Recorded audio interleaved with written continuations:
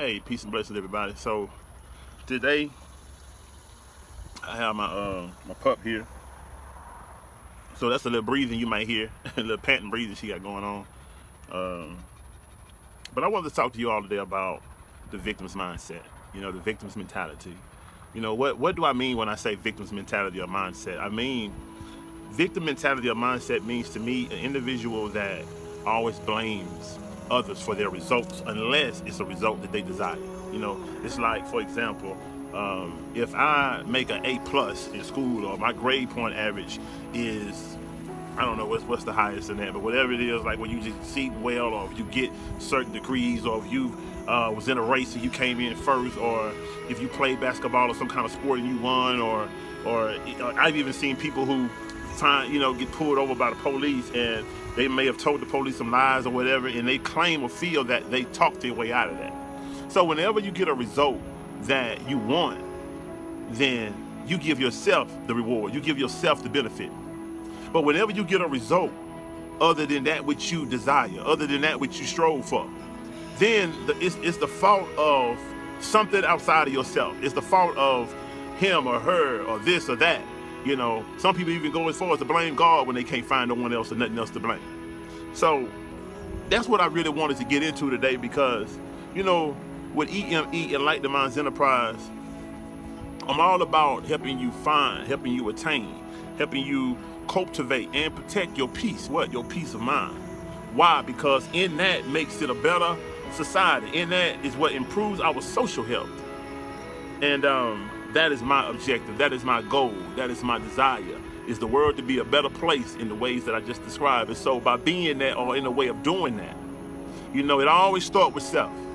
And that's one of the things that I've recognized in my interactions and dealings and relationships with people, is that we've been cultivated by a kind of society, that seems to allow us, or cultivate a program in us, the instinctive nature to blame something outside of oneself for any kind of result that comes to you, any kind of result that you get other than that which you want to strove for.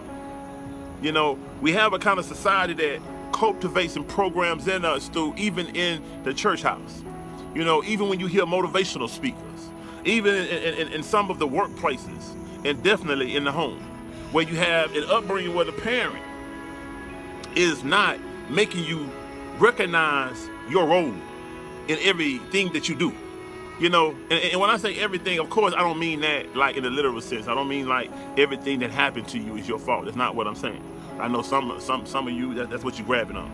And no, that's not what I'm saying. If someone hurts you, I'm saying physically attacks you, I mean, like when you was a kid, and this is, I'm really, and I have to say, mainly as a kid, where your protecting you is not your responsibility.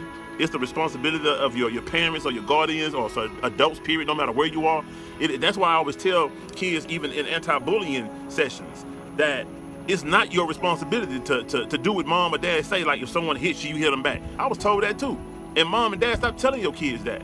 No, if someone hits your child or picks on your child, I know I'm finna deviate just for a second. If someone hits your child or pick on your child, your child tells another adult who's responsible for your child's well-being in that setting. And if there is an adult there to protect your child, then your child don't need to be there. If it is an adult that you can trust, that you know is going to protect your child don't need to be there. And that's the responsibility that us parents have to take.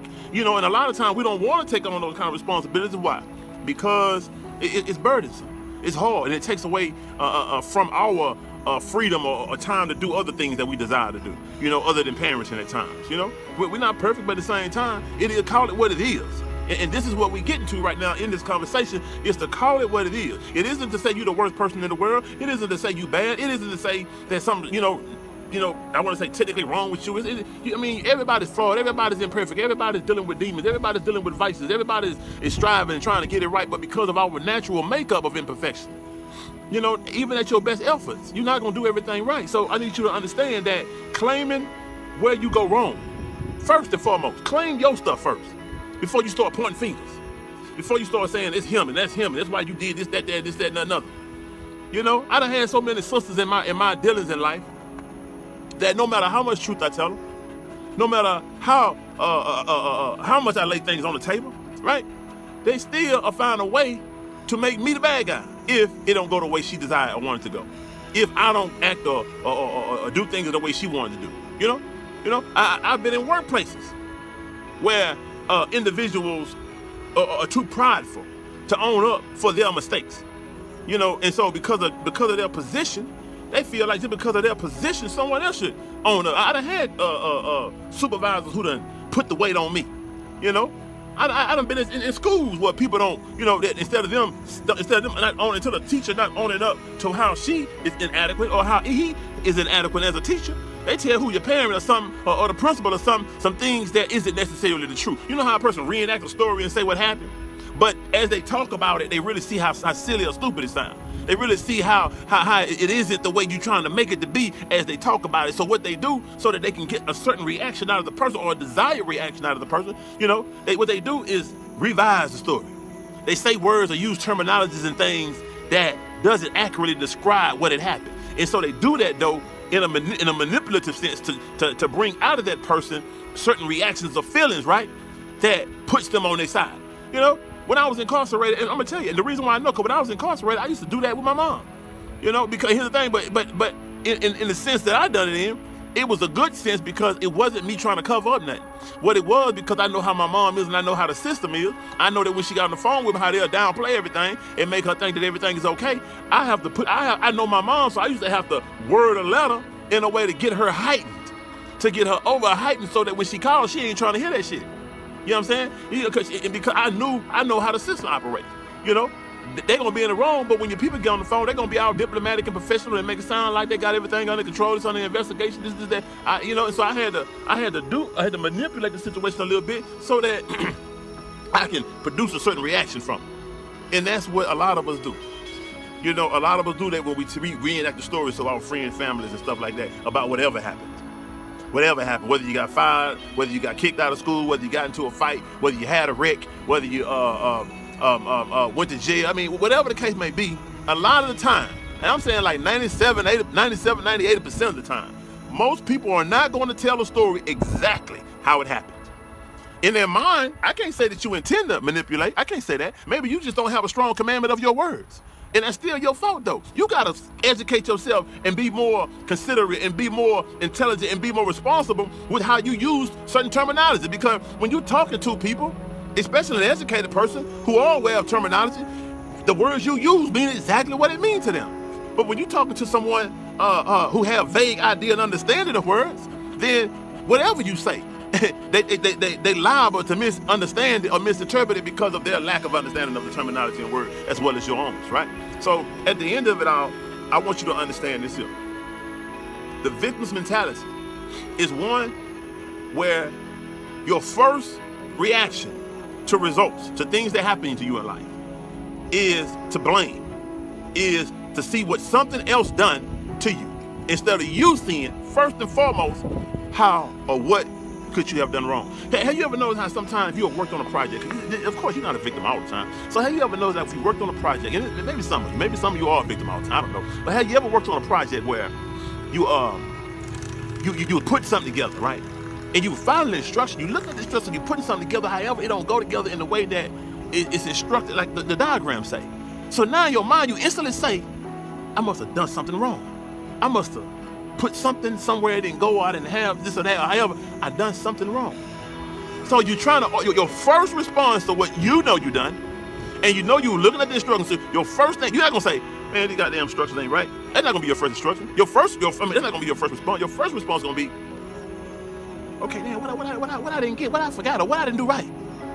And then you may start saying, okay, well these things, okay, I done everything.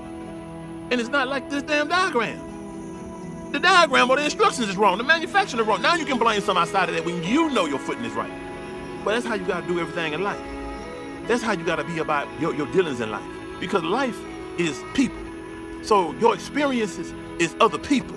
A lot of the way your life is affected is by other people in the way that you perceive other people. Your perspective of your interactions. Your perspective is your reality. The way you think you can keep going through life doing the same thing. You keep getting the same results, but you blaming everybody and everything around you and refusing to look at yourself. But you keep wondering why you keep getting the same results. People. In fact, my last thing I want to say, You know, I used to use this analogy, and I say, you know, until you are in a position. Well, let me put it like this here. You know, there was an individual standing on top of this hill, right? And it was two. Actually, it was two. One of them was standing all the way on the other hill. I mean, all the way on top of the hill. The other one was standing like partially on the hill, with one leg up on the hill and the other leg kind of on the slope. The one standing on top of the hill, instead of trying to tell the one that's standing behind him, or like on the slope, like, right, trying to get him to see something that he can't see in the way that the one standing on top of it can see it. So instead of telling him, man, no, it's right there, he said, I don't see it. You know, and what he described is something totally different than what he described it. And so when the one that's standing on top of the hill realized that, oh, well, you can't see it because of your position. So he grabbed him by the hand and pulled him up on top of the hill. Now they both were standing straight up and could see the exact same thing. My point with this is this here. Before you begin to blame others or things outside of yourself, make sure you are fully on your 10 toes in your square. What I mean is, make sure you're doing everything that you're supposed to be doing first. Because if you're not doing everything you're supposed to be doing first and foremost, I'm saying everything that if you start making excuses about this, that, I got all these buts, and you ain't gonna get it. I'm saying until you start doing everything that you are supposed to be doing, that you know you're supposed to be doing. If you got any love for the truth, start being truthful with yourself. Start being honest with yourself. Because when you start being truthful and honest with yourself, and you can say that you know you're not doing everything that you should do and that you would want a person to do if it was the other way around. So when you can say that, right, then you're on the right track. And you see, it is only when you start doing everything that you're supposed to be doing that you're in a position to assess the situation properly. And that is the way you get to holding yourself accountable in the most productive and healthiest of ways. And it's a guarantee that it's going to cause a little discomfort. But discomfort is necessary for real true change. If you are comfortable, then you're only doing what you're familiar with. It is only when you are uncomfortable that you are doing something that you are not familiar with that is forcing you and causing you to expand your horizon, to expand your perspective, to shift your perspective, to grow.